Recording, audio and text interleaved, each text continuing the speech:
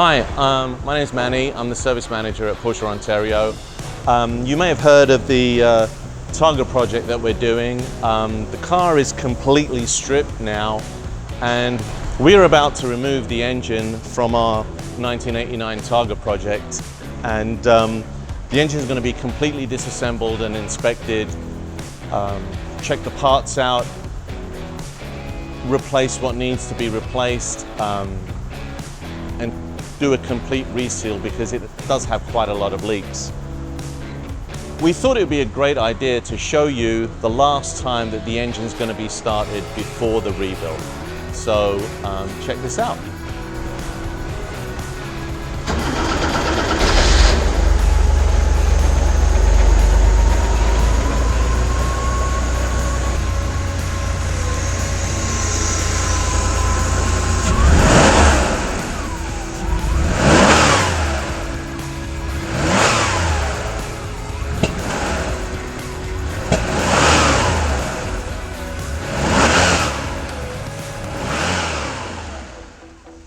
So as you can see, there's a little bit of smoke there. We're not sure what's causing that. It could be piston rings, valve guides, combination of both, and many other things. So we will be taking the engine apart to find out exactly what's going on.